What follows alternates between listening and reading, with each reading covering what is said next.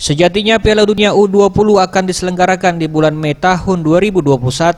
Namun dikarenakan status penyebaran COVID-19 masih tinggi, FIFA selaku federasi tertinggi memutuskan untuk menunda Piala Dunia U20 tahun 2021 menjadi di tahun 2023. Kendati diundur, renovasi Gelora Sriwijaya Jakabaring dan stadion pendukung lainnya tetap dilanjutkan.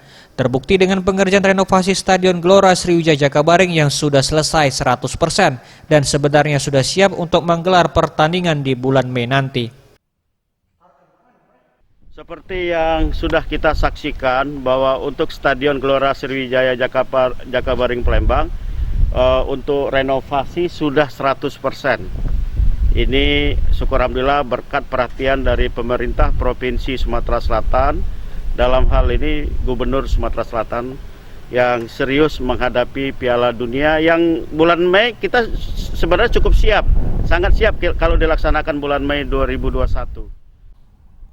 Faisal menambahkan yang menjadi fokus sekarang hanya perawatan agar Stadion Gelora Sriwijaya Jakabaring tetap siap di tahun 2023 mendatang. Selain itu untuk giant screen direncanakan tahun ini akan segera dipasang dikarenakan masuk dalam perencanaan tahun 2021. Eza PM, Sriwijaya TV.